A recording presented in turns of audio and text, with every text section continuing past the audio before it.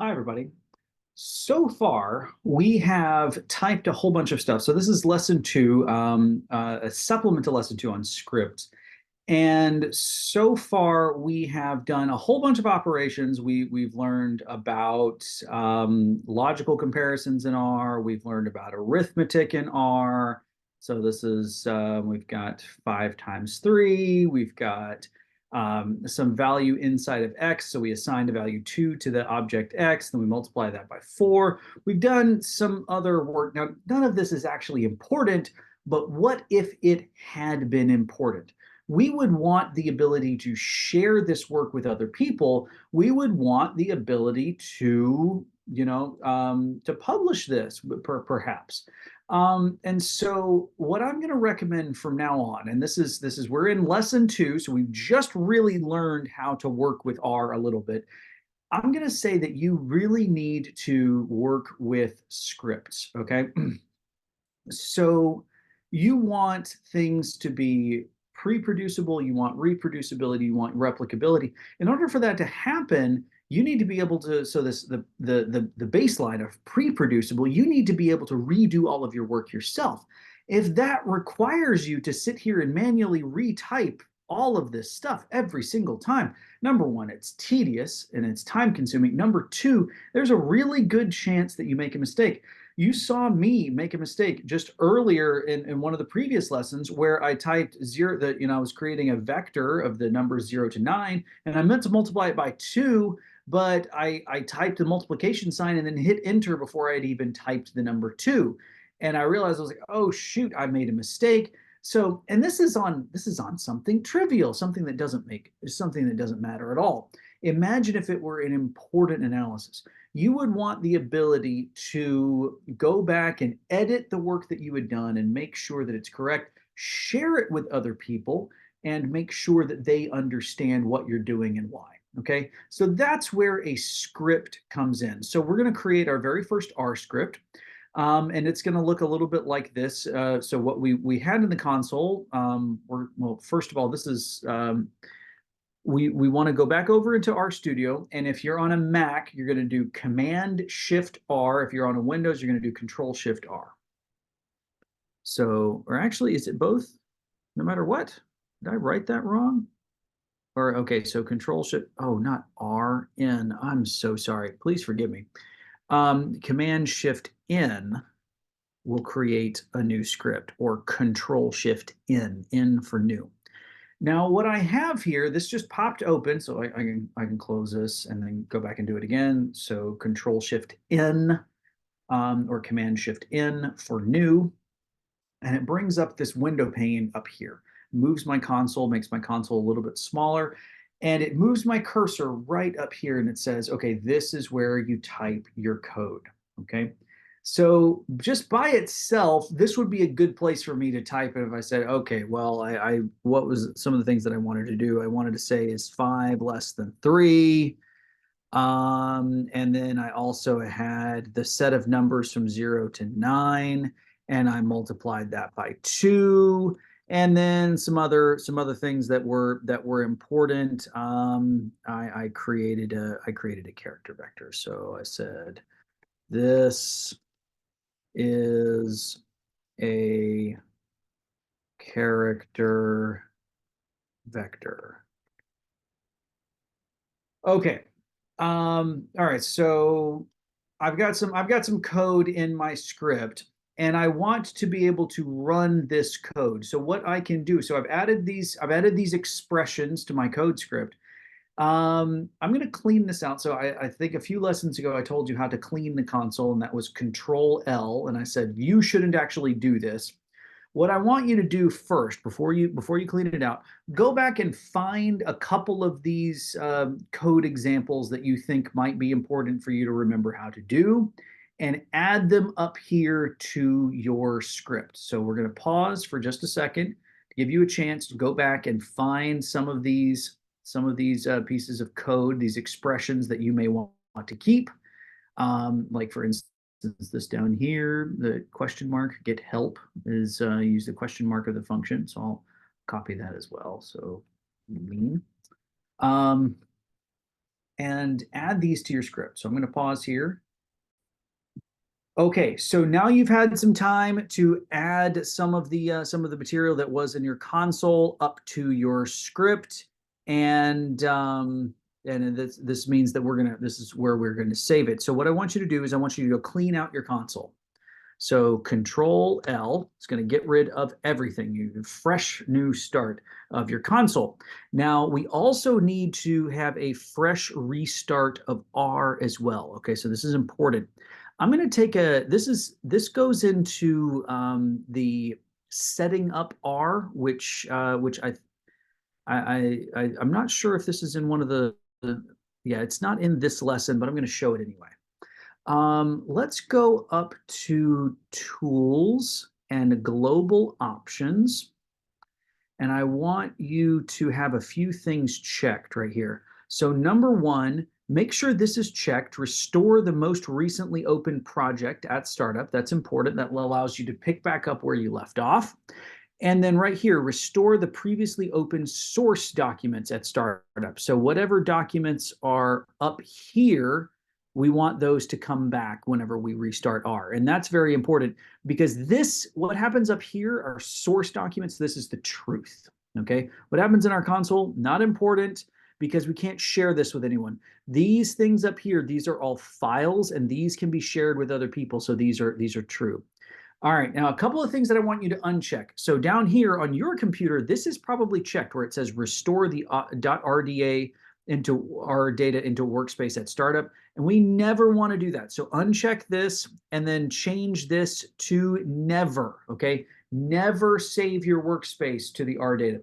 The reason why is because you need to get into the habit now that the only thing true, the only thing real in R is what happens in a script over here, or what happens in a Markdown or Quarto document, which we'll cover later.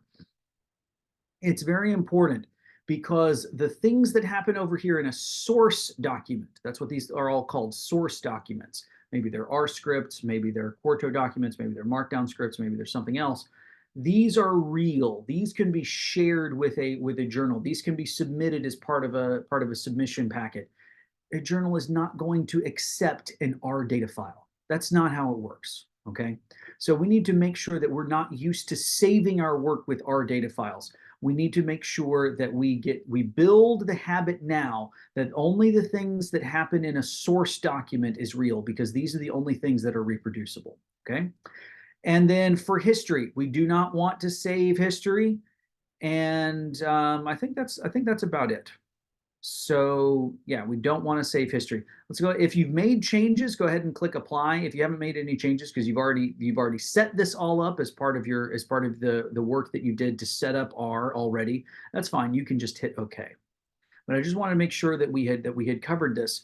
Now to restart RStudio, the keyboard shortcut on Windows is Control Shift F10. On Mac, I believe it's Command Shift 0. So Command Shift 0. And it said it was restarting R. It even gave me the message that it's restarting my R session down here. And notice my environment is now empty. So this is to say that the object X no longer exists, okay? And that reminds me, this is one of the things that I probably wanted to add up here. I wanted to add the assignment operator. So if you recall, you can use the Option or Alt. So Option on Mac, Alt on Windows. So Option -sign on Mac or Alt -sign on Windows to get your assignment operator and the spaces around it. And then I've got the number 2. So I have a script right here. And notice I restarted R, but what about restarting RStudio? Is this still going to be here? Well, let's find out. So I'm going to quit RStudio. And we had checked that box to say reopen things when we start. And please ignore my desktop. Normally my desktop is very, very clean and tidy, but I'm in the process of reorganizing a whole bunch of files on my computer. Normally I have very, very few things on my desktop, and you should also not have many things on your desktop either. But we'll get into that later on in the semester. So I'm going to open up RStudio again. And when I open it, I'm going to see my fresh console right here. So this is where I started with. This is my version of R. There's nothing in my global environment, and I see this untitled script. Notice, however, it's red and there's like this asterisk thing over here. That means it hasn't been saved yet. But RStudio is smart enough to know, like, you know what, this is probably important. Let's keep it here, even if we're not going to save it. Okay. So we've got our script. This script is real. Now, if we want to run code from this script, I put my cursor on the line, and on a Windows machine, it's going to be Control. On a Mac machine, it's going to be Command. So Control Enter for Windows or Command Enter for Mac. And what it does is it takes this line, it moves it down to the console and runs the line for me. And so this is the first step of pre-producibility, to make sure that I can type code up in my script up above. I can completely restart R. If I wanted to, I can completely restart my computer. And I can come right back to where I left off, run the same code again, and get the exact same results. In this case, 5 is not less than 3. Every single time I restart my computer, I could wipe my hard disk, come back to this. So like I would email this to someone else, wipe my hard disk completely clean, get that same file, reinstall R from scratch, reinstall RStudio from scratch, come back and say, is 5 less than 3? And I would still get false. This answer is completely reproducible. And this is workflow. This is the key that we need to understand to make sure that the science that we publish can be reproduced and eventually, hopefully, replicated by other people. Okay, so we've created our script. Now I am going to, this is part of the exercises right here. I'm gonna stop right here. I'm gonna pause the video, let you work on these exercises. So we'll pause. Okay, so you've had a few minutes and you worked through these exercises, and now we're going to, this is what you would have right here. You would have a commented script where you have this information up here. Remember, the code comments are very, very important. We say, well, what is this code? Who am I? When did I originally write this script? Like 4 years ago. And then we've got some basic commands right here. So we take the value 2 and assign it. That's the assignment operator to the container that's labeled X. And then we can use the concatenate function here to concatenate or smash together a whole bunch of other items. It doesn't have to be just numbers. These are all strings. And then we can chain the commands together by, we say, okay, well, first create a vector of the numbers 10, 100, and 1,000, and then take the logarithm of that vector. And this is a good comment right here. The more you learn about R, your comments should quickly become about why you did this particular line of code rather than what you did. Because the better you get at R, the better you're going to understand that, oh yeah, that's exactly, oh, I'm sorry, this is an image, I can't highlight this. The better you understand, like, oh yes, this code is creating an object called X and putting the number 2 in it. So I don't need as much to understand, like I don't need this comment as much as I get better and better in R. I would instead put a comment that says why it's important that I save the number 2 into this container called X.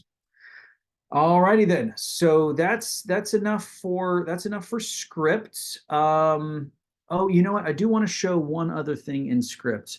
I can create sections in scripts using using a bunch of pound signs. So right here, notice this says parenthesis top level. If I wanted to create a new section, I'm going to type 6 pound signs, 1, 2, 3, 4, 5, 6. And notice this changed from top level to parenthesis untitled. So I'm going to call this section basic commands in R. And then it changed back to top level again. So how do we get this to be a section? We type 6 pound signs again. 1, 2, 3, 4, 5, 6. And now I have a section called basic commands in R. Okay. Now, personally, I like to carry this all the way out to, so this is one option. You can do 6 pound signs and then the name of the section and then 6 more pound signs. Another thing that we could do is we could do 6 pound signs. Let me make this a little bit bigger. 1, 2, 3, 4, 5, 6.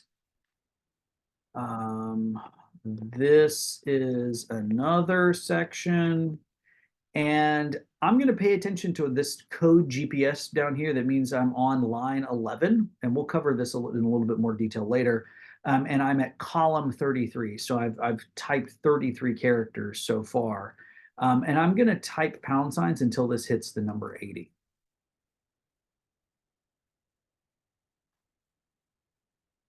Okay, so it's not coincidence that there's this gray line also out here at 80. It is good code style to make sure that your lines don't go longer than about 80 characters wide. And I will, this will be something that you're going to be graded on. I want to make sure that the code that you submit is in a proper style.